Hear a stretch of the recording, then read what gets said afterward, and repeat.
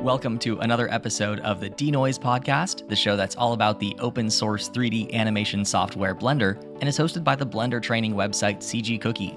I'm Jonathan Lampel, one of the instructors at CG Cookie and product manager for Blender add-ons at its sister company Orange Turbine.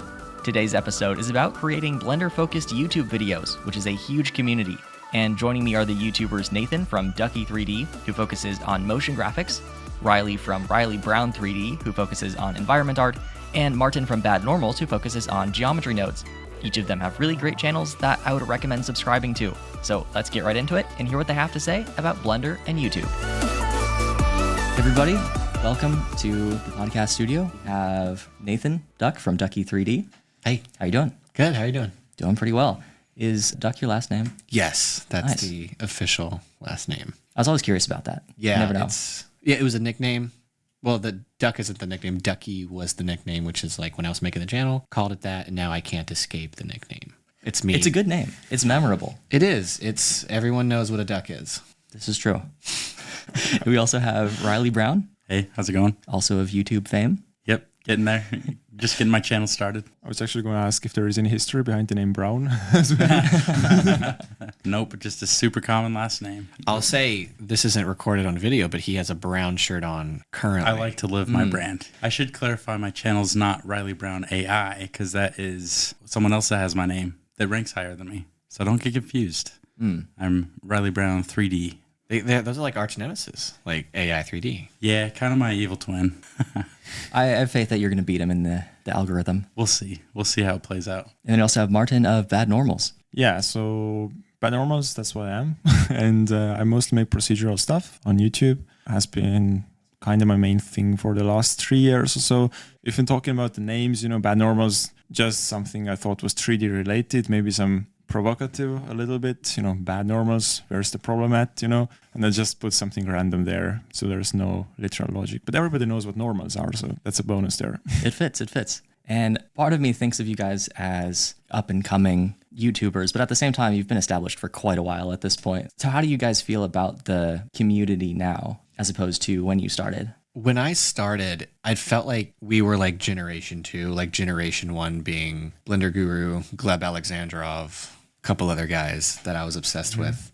And then I started making videos and I saw guys like Curtis Holt, Dirk Elliott, and we were all like growing together. And then now I'm seeing like a second generation of some like really cool Blender people, and they're just starting. It's like weird. It's like classes. It's very, very interesting. But the Graduating class. yeah. And I think the people are viewing things differently and want different things from the community. And like it's getting a little bit more like entertainment focused, which is very exciting and fun. And yeah, it's definitely changed over like the 6 years I've been watching and doing it. I'm curious about what started you guys making videos in the first place. Well, for me, I was in incubation stage forever. So I've been using Blender since for half my life, so 15 years. But I spent a lot of time just consuming tutorials. So the motivation for me to start making my own content is really from everything that I've learned from others and just a desire to pay it forward, because I'd love to see kind of the next generation using this tool that I love, and more so than that, just being involved in the creative process. I'm a second generation artist. My dad is an artist. He actually taught me Blender when I was first getting started, and I would just love to see that keep going and for people to keep creating. So that's kind of, I guess, why I got started making that content. But Yeah, for me, the reason was pretty random. The process itself was like actually just literally I was under shower during this time and thought, like, let's make Blender videos, right? But I mean, the reasoning after that was because I had been using Blender until the start of my channel for like maybe 6 years, 5 years, something like that. And I felt like I had gathered like enough skills so that some of the tutorials I watched, I felt like, okay, maybe I could do something like that as well.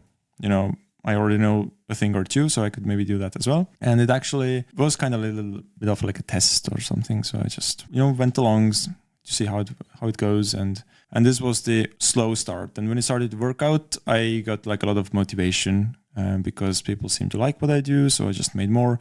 I actually learned, Blender more intensively, more full time than ever.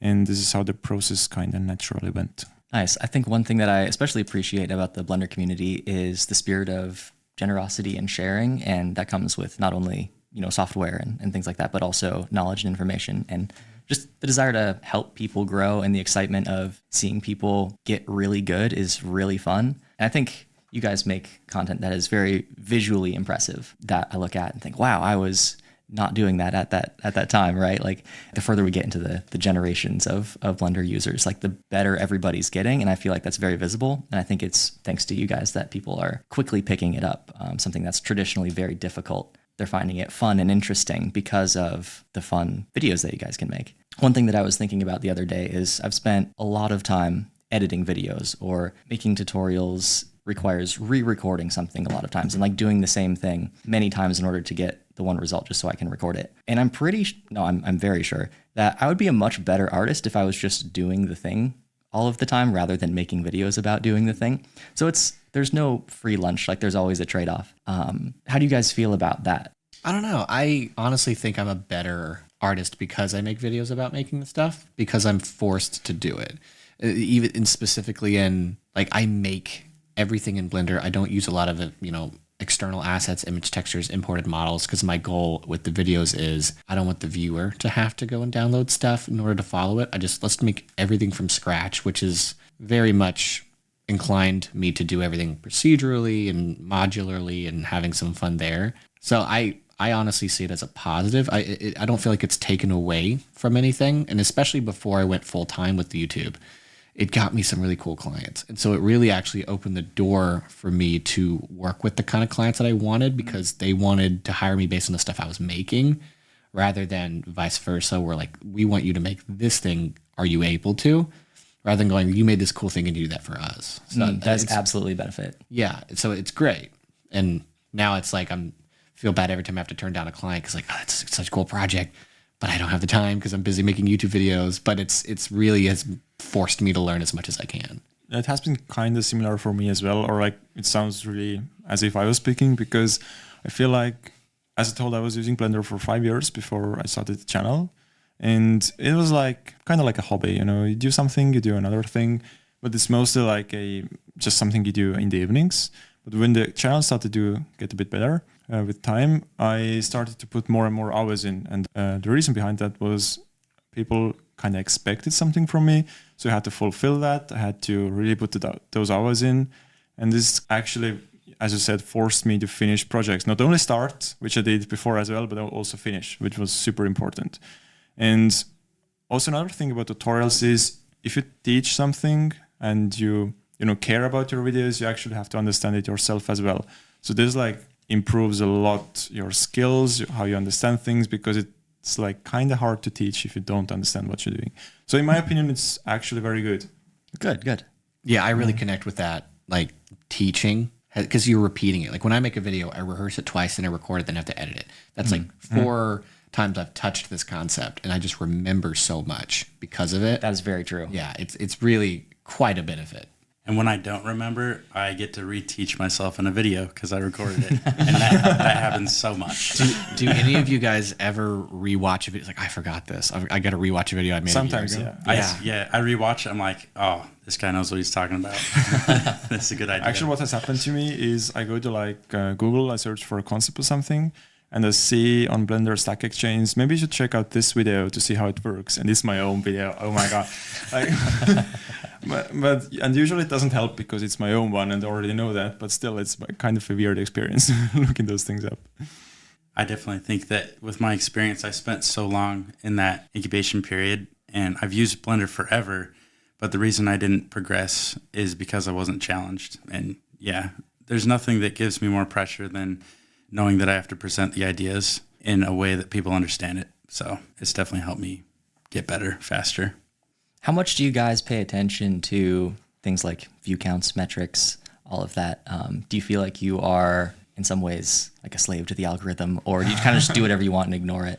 Don't really care. Every day. And it's just, I will incessantly look at the views and the analytics and the data from each video, not to be like, oh, I want this to get a bunch of views. I see view count as interest. I gauge interest on that. Or I gauge like, well, did the title do well? Did the thumbnail do well? Because I never upload a video that I don't believe in and I don't think has some type of educational value to it.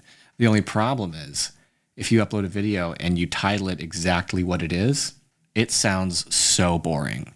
So you have to like, and I uploaded a video yesterday called "Filling Objects is Easy Now!" exclamation mark. Sounds very Ducky. I hate that title. But what the title technically is, using geometry nodes to fill objects so they don't collide without simulations. That's the title. That would not have done even half as well as the video that's called "Filling Objects is Easy Now!" exclamation mark, because it's like one of the rules on making interesting titles for everybody is taking out insider language. So like removing collisions, intersections, and just like making it really basic. And also like "Filling Objects is easy now." Like, what? And then you click. And so I see the views in the analytics is gauging like, did that title work?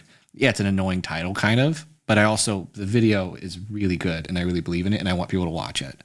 So you have to like do that. And so I do, for a while I had kind of a unhealthy relationship with analytics, but I've done a lot of work on myself the past year of like, now the way I look at it is the views that video is getting is the views that they are, and that's fine. That's just what it is. And I've been able to like get in a place where I can accept the analytics are this, and that's okay. I've had to remove expectation, I think. And if you remove expectation from analytics, you can actually have a great relationship with them. I think I try to look at, in addition to the analytics YouTube provides, I think there are other indicators of your success, but it just so happens that those analytics are very tied to that. For example, if an overall goal for me is to teach artists and get the next generation excited about these creative tools, naturally something like views and watch time is kind of designed to key you in and help you understand how well you're doing on that. So I wouldn't say I'm like quite to that point yet. I'm trying to develop a better relationship with the analytics and to look at how they're actually pointing me towards my goals. But yeah, it is, I think for young channels in particular, it could be really hard because the analytics just aren't there yet. For a long time, my channel was like maybe 100 views per video, right? Before I had one or two that took off that fed all the other videos in the pipeline. So yeah, I think for new channels, it could be discouraging, definitely, to focus in on the analytics, and you kind of have to decide something else is your goal. But I do think after you get past a certain point, it is a good indicator. Like they display the analytics that they do for a reason, because watch time and views, they really do. And I'm sure there's other ones too that you could look at. You got like CTR, basically. Yeah. How many people saw the thumbnail, clicked, watched, and you have view duration like past that, and you can all equate all those together. But also like sometimes analytics don't actually tell you the story that they look like they're telling. And so it's so confusing. And sometimes I'm like, does any of it really matter? You know what I mean? Like, I'll just look at the comments, see what people say. True. That's another good Yeah, I would add that you should use analytics as a tool, not as a dopamine giver, basically. Oh, yes, that's dangerous. And that's very, because the thing is, it's a great tool. I mean, you have the click-through rate, you have the impressions, you have all of that. And you can really use this to make informed decisions like A/B testing, how should I do this or that. But if you just check your analytics, like before you check them, just think, am I doing this for a clear reason? Am I just trying to see if has it taken off yet, you know? Yeah. So that's what I would add to this. And also about new channels, the thing is, it's a tool, but it, I agree, it doesn't really work when you have like very little views, because the CTR, for example, the click-through rate, it can be like very random. For example, I remember when I started out, it was like one day it was like 15% of people, the other day it was like 0.1. It like really depends who actually from the vast ocean of internet finds your video and clicks on it. So use it as a tool, I would say. And I mean, since I haven't like uploaded any videos in 3 months, I really haven't checked analytics because I really can't do anything meaningful with them. Yeah. But if I would upload, I would definitely check them a bit more during the first phase of the video. Makes sense. Nathan brought up an interesting example of a video that on its surface, if you titled it literally what it was, it would probably not sound very interesting. Yeah. But you have to create something exciting or intriguing about it in order to make it work. And I think that kind of brings up the topic of, we're sort of in the edutainment type of space where we want to educate people, but we also need to keep them entertained. And it's kind of both hand in hand. And I found that some of the most important things, especially for beginners, are not flashy. Oh no. Like how data blocks work in Blender, for example, is not exciting whatsoever. It's However, not exciting to teach as well. yeah, but like you have to understand that as a beginner at some point in order to be able to use Blender proficiently. So how do you guys balance the education versus entertainment spectrum? Like where do you land on that? When I started my channel, the goal was you're going to learn some tools through making something cool. So 90% of my tutorials are, we're going to make this cool thing. And the goal, it's almost like I'm sneaking in like, oh, but you learned how to use the displacement modifier. You learned how to connect these nodes to make a really cool looking sci-fi material, but you used it in a really cool animation. So to me, that's entertaining to like, oh, I'm making this awesome thing rather than going, let me show you how procedural textures work. Like that might be really boring to a beginner because when you're just starting out, like it is kind of a dopamine rush to make something cool.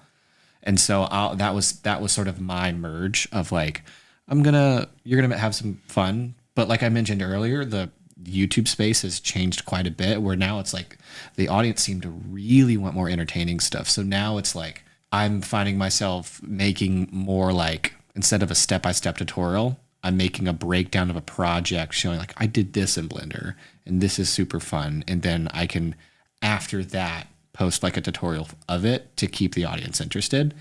And it's this constant, like, I feel like I'm playing a game in which I never say algorithm.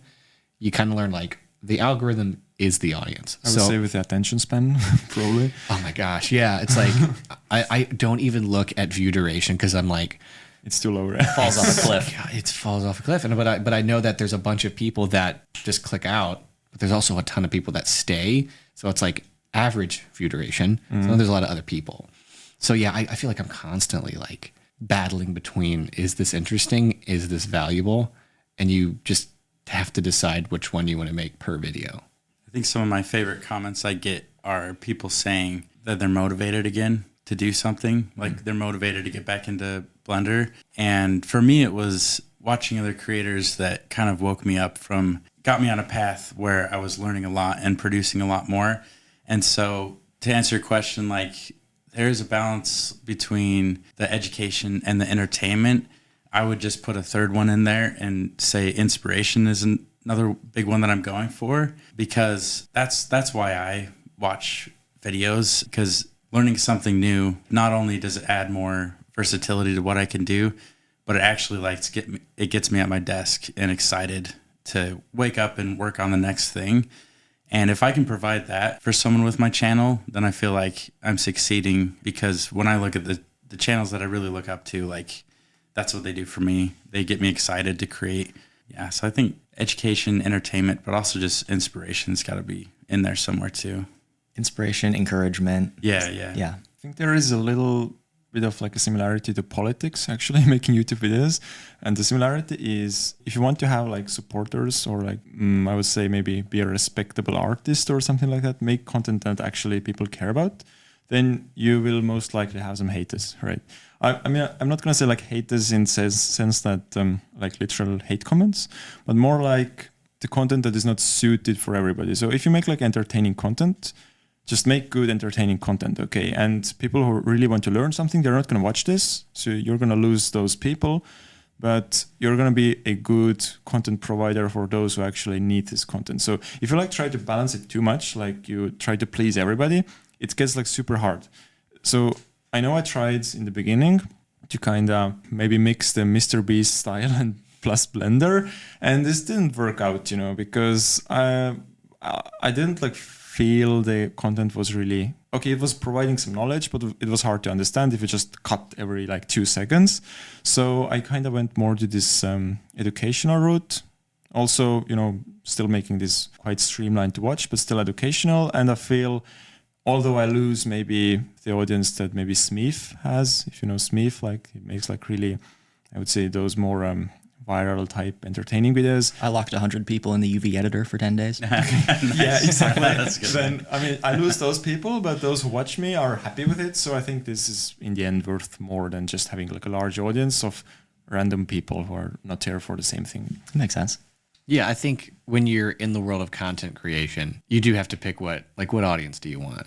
And it's for me, like, I want them all. I want all of them, and I can't have It's it. big, right? And it sucks. And I'll see and I'll look at the other creators that are making, the different type of content that I'm making. I'm like, oh, I'm really jealous of that.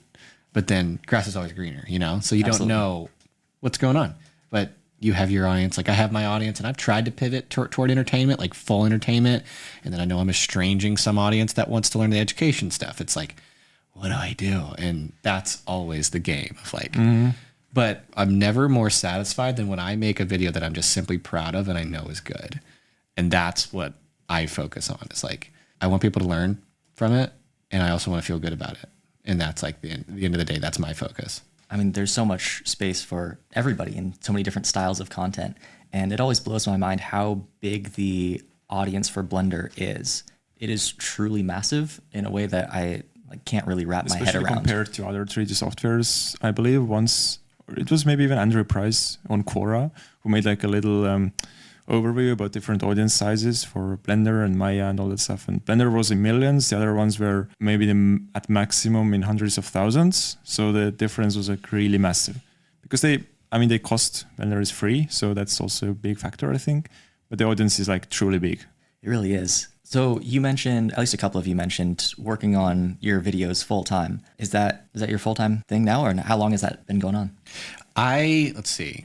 It took me 3 years after hitting like 1,000. Let's see. It took me a year to hit 1,000 subscribers, and then a year after that, I had maybe like 50, and then a year after that, I was at 100 something, and then I started to focus on like monetizing everything. I think it took me 3 years to have a livable income from YouTube, and that is largely thanks to things like Patreon. Like Patreon was my first like product, I would say, and I was able to get some income from that and move out of student housing when I was in college.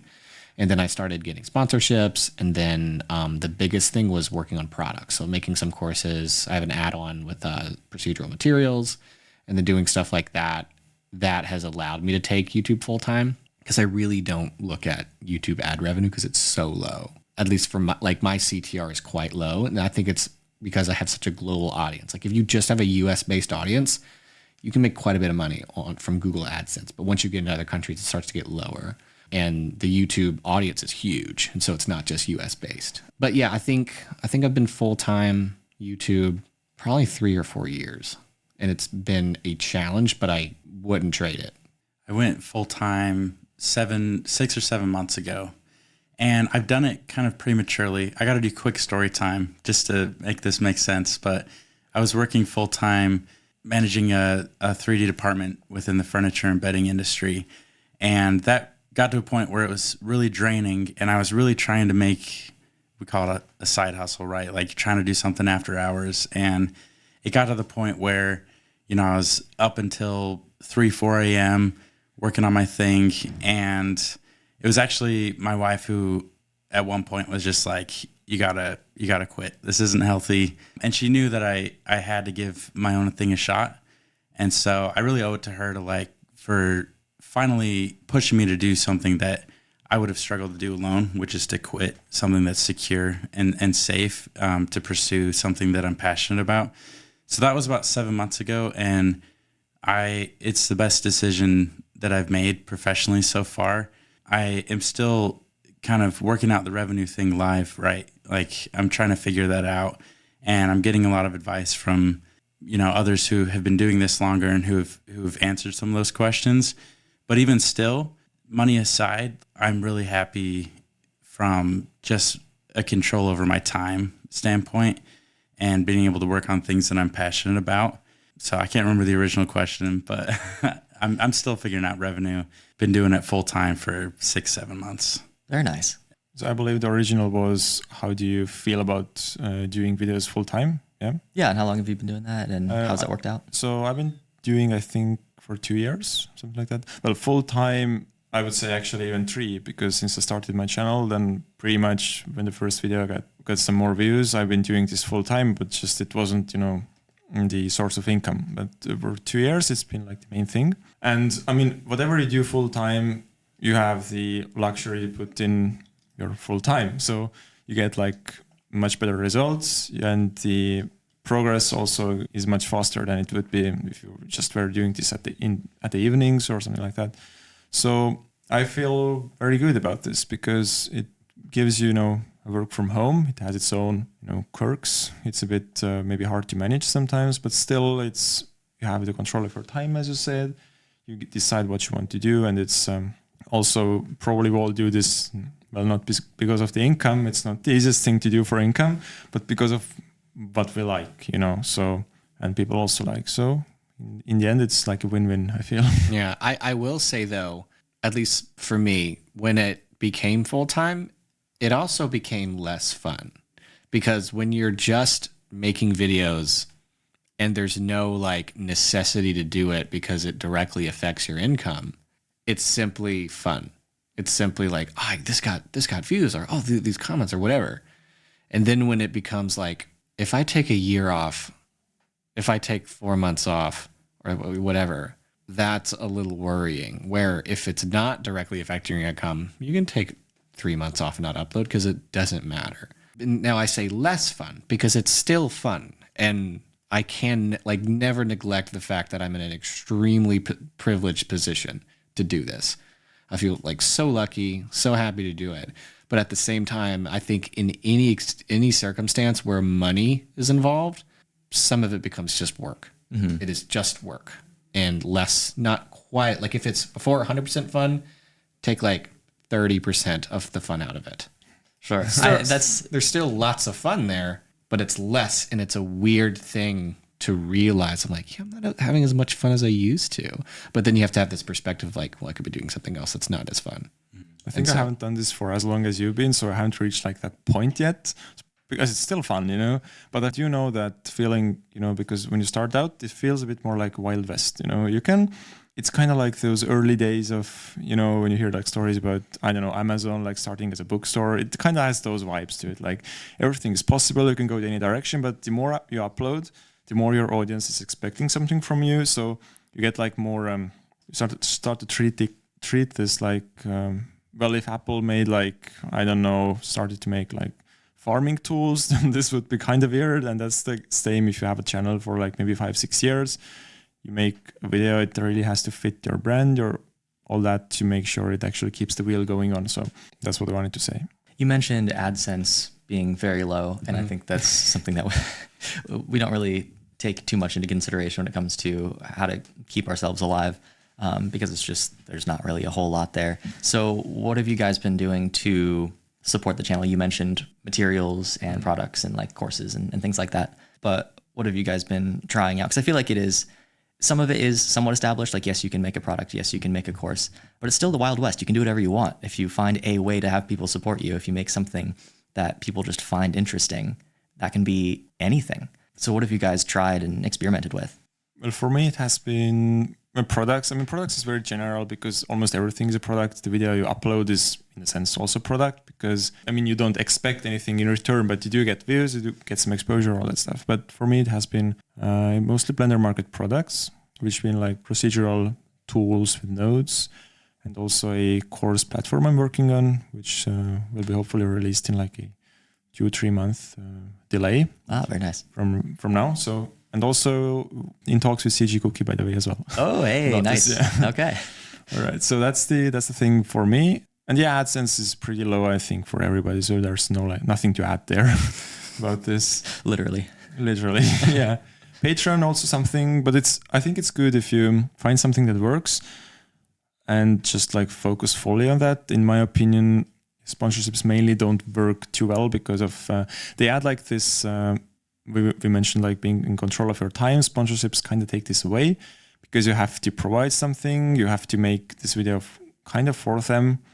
And also I feel maybe some people who start out don't realize that the possibility you have, the exposure you have to people is like worth so much more than the money you get for the sponsorship. So you should definitely use it for your own products. And it also feels much more genuine and helps people, I think, more than any random mobile game you can advertise. Yeah. I think the key in your question was, what are you trying? Because I'm trying stuff right now. I'm still in very, very much an experimental phase, but I've built a kind of a catch-all website where I'm putting any trainings I make, any assets I produce, any textures I put out there. And I've tried to, so I've kind of in a way made my own Patreon. I probably should have just done Patreon because it'd be a lot less work than building my own site. But that's offworlddepot.com. And I've just been slowly adding to that, but very much still trying things and trying to learn from others and listen and find out what's working. What's worked the best for me is products. I released this thing called Real-Time Materials. It's an add-on that imports procedural materials onto your stuff because people love procedural materials. They're very cool and like eye candy. So that was the second product. The first product I did was Patreon, and I just wanted to move out of student housing in my college. So I needed more money, and I had like 30,000 subscribers. I was like, I think I can do a Patreon, and I have so much I can add. Did that. It really worked. And then I wanted to release a material pack, started working on like the first version of Real-Time Materials. And I was like, okay, this made some money. Let's turn this into a real product. And I started developing it. And then I launched that, like 180 materials. That's up to like 300 something materials now. And I'm about to add some more. And so that's a nice product because it's the hard thing about product is getting people to know that your product exists. Mm-hmm. And so that one's great because every time I release more materials, that gives me opportunity to promote it. So that really helps with getting new customers. And then there's, I have 3 courses, and kind of like what you said, I don't like doing sponsorships. I've done a bunch, and I've had some bad experiences and I've had some fantastic experiences, but you are kind of working for them when you do it, which is great. If you don't have products and you have an opportunity to do a sponsorship and it works and it's honest, I would say take it. But if you have a product, you don't need to take sponsorships anymore because you're sponsoring yourself at that point, and you make much more sponsoring yourself because it's more honest. Your audience likes it. And I don't find that I'm ever paid my value by other people. And that's because they have to make a profit. And so it's like, I don't know. I don't like them as much. I do love working with guys like NVIDIA. Like NVIDIA is a really, really great company to work with. They've always been great, very easy. They pay on time. Some sponsors don't want to pay you, which is why, because we're under contract. I haven't had that experience yet, so I'm good. I stop this before it happens. Oh yeah, if you have the luxury to not take sponsorships, don't do it, because it's like you really are working for someone else. And then what's great is if you have an audience, you have the opportunity to do some other random stuff. Like I'm working with Great Scale Gorilla and making some videos for them. And, we have some stuff there. So like, okay, cool. That's some more income. And that's not a video that I made a video for their channel. So it was like easy peasy, make a cool thing for them. And it's sort of like this, feels like this really cool private gig that I'm working with for another company. And that's always kind of fun. So there's so many weird, fun ways to make an income as a content creator. And if you can get creative, but yeah. I'm interested in like your product pipeline. Are you primarily developing products all on your own? Are you looking to outsource certain aspects of it? And how long does like a product development take for you? So for Real-Time Materials, I developed the first like 200 something materials. And then at a certain point, I was just really busy. So I started outsourcing the material creation to other guys. Okay. Right now, if you know, he goes by Just 3D Things. I think his name is Sharon. Okay. He's amazing. He's absolutely fantastic. And it's great because I can also support other artists and of course give them credit. And that's been great. So I only in the past year started outsourcing anything. Cool. That product has existed for like 3 years and it's been in constant development. I mean, the first version of it was like this very stripped down, like you would have to hit Shift A, scroll to the very bottom and then find your category, pick it, then apply it.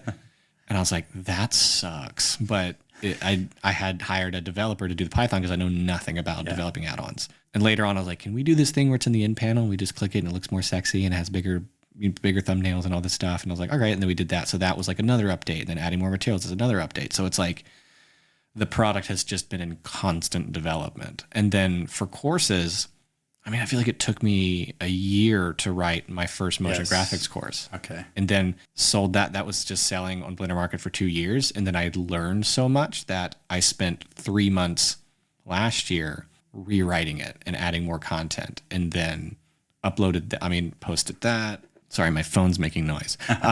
So I did I essentially rewrote it, made it better. And so that was like another thing where like sometimes the products take it long, sometimes they take short, sometimes you need to redo them. They're always kind of in constant development because you get better. I'm sure you can speak to your products, like your workflow and yours. Yeah, so it's very similar because the first version of, so I'm talking about the tree plugin, the Any Tree, if anybody happens to know. Basically, the idea is you create a shape, like, I don't know, a cube, and it grows a tree inside that has a shape of a cube or whatever, a monkey or whatever you try to model. Okay. So this is the idea of the product. And when I first launched this, it worked, but it was like, well, I still feel a bit bad about launching this in this state because it was, very beta. But I mean, the updates are free. So it's, I think, okay that I feel now, like 1.5 years later, it has reached the state. I would call this kind of, production ready, because in the first versions, it's a constant development. But also, if I had spent like 1.5 years more on it, would this be in the state it is now? Definitely not, because I wouldn't have gotten the feedback from people. So I think still, if you make the pricing scheme pretty fair, it's nice to put it out, get some feedback, and actually make it better. And if you're in touch with your customers, you treat them well, you don't answer like with a 2-month delay, then they actually are fine with this being maybe not so polished in the first place and getting better over time. But actually talking about courses, how is it possible it takes so much time to create the course? I just can't understand this. Like it's just, I thought it's going to be like maybe 2 or 3 months maximum, but it just takes time. And it's kind of where I'm stuck too. Yeah, and where does it go? I don't know. Like I look at the hard drive, has some files, but where did the time go? I don't know. But yeah, I haven't finished the course yet. So I expect 2 months, which actually probably means 5, but but we'll see, because the stories I hear, I'm just prepared for the longest delay possible. I just procrastinate like crazy. So when I redid my MoGraph course, I was like, all right, I have to do this. So I took a week. Okay. Didn't do any work. And I was like, I'm going to wake up and I'm going to go from 9 to 5. And all I'm going to do is think about writing. And I knew so I spent a week and I had these sticky notes all over my apartment wall. And I was like writing down, like, I just wanted to get the structure. Like, okay, what are we doing? And by the time I was at the end of the week, I felt like the snowball was rolling enough to where I can get back to work, but also still work on it. And that is probably the only reason why it took 3 months to rewrite it rather than a year like originally. Because I had some type of just like, only do this.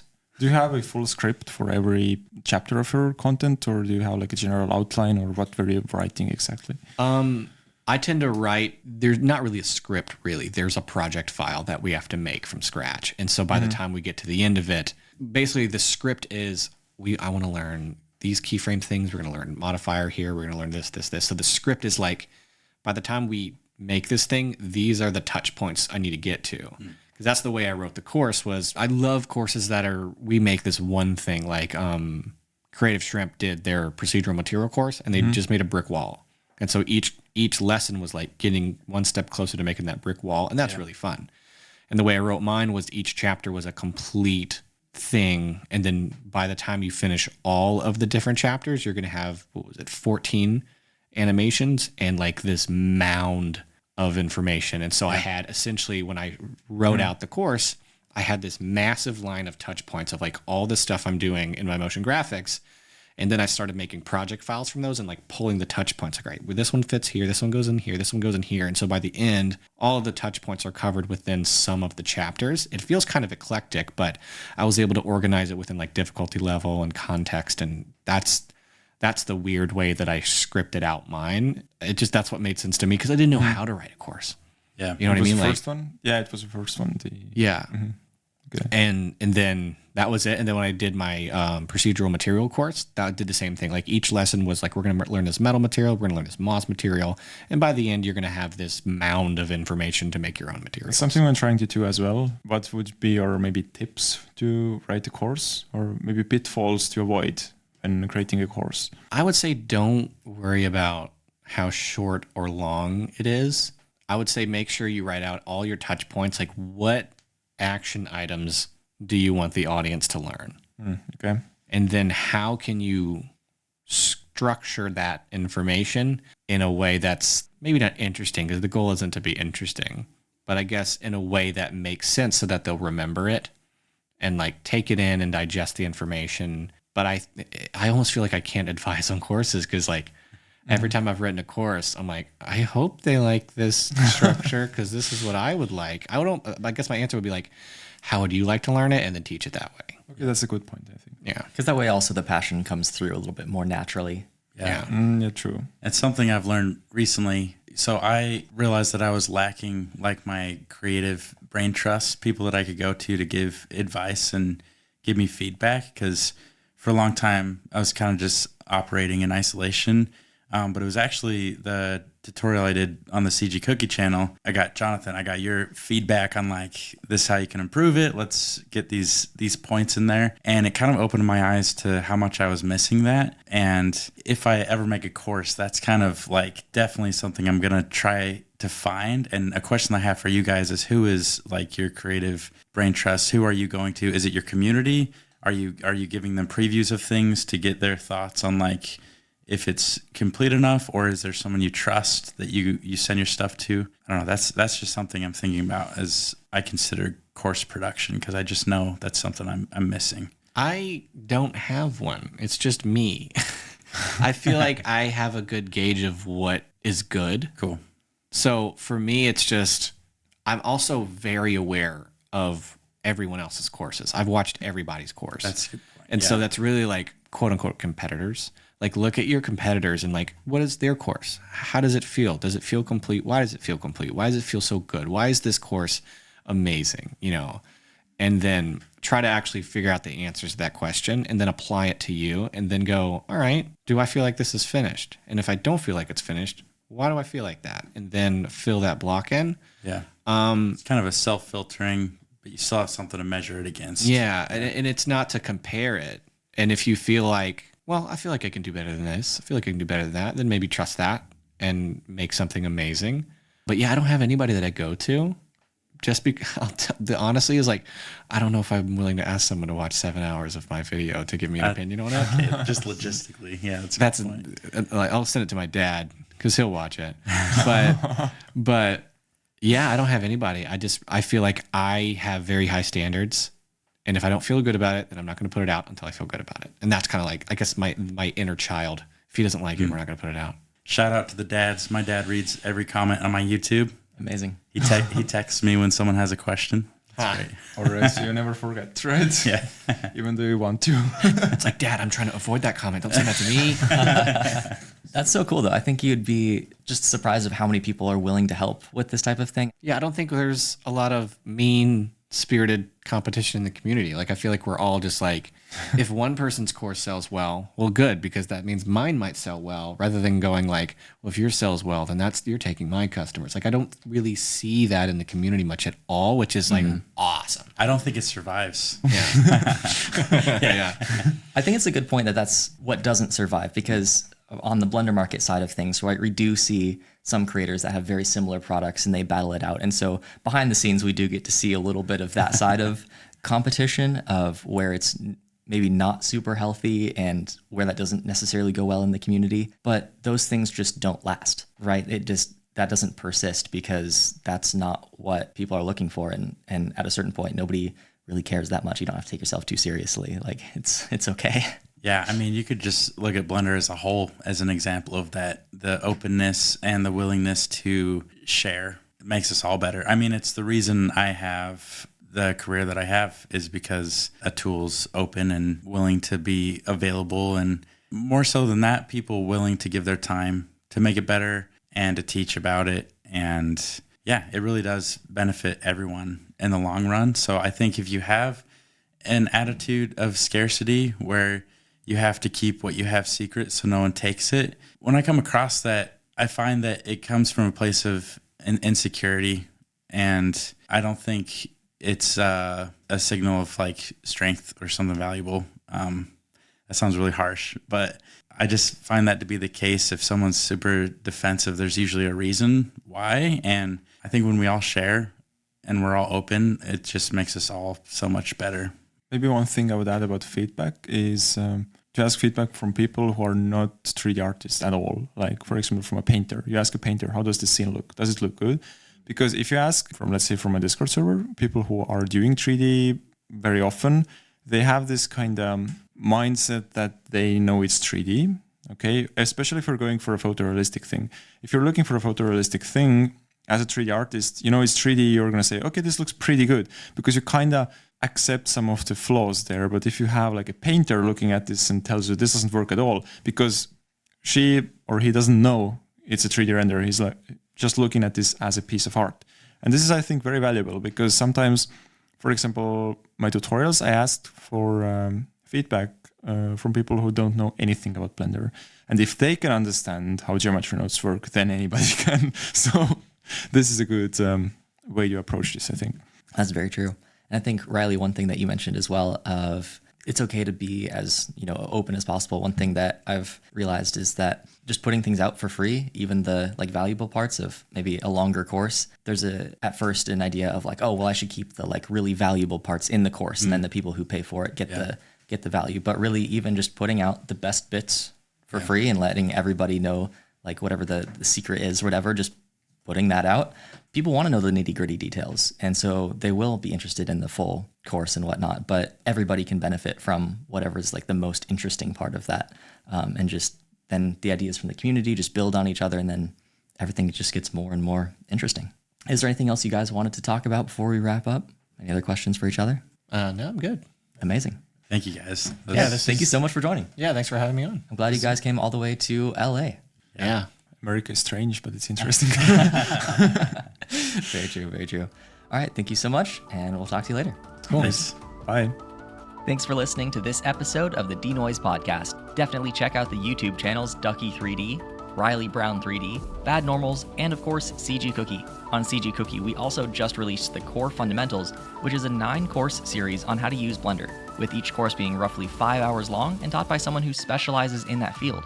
So if you want to brush up on your modeling, sculpting, lighting, materials, texturing, rigging, animation, simulations, or compositing using the latest version of Blender, head over to cgcookie.com. And if you have a business that uses Blender and would like some help, you can also reach us at orangeturbine.com. If you enjoyed the show, please consider leaving a review and sharing it with a friend. That would help us a lot. And thanks again for listening. Have a great rest of your day.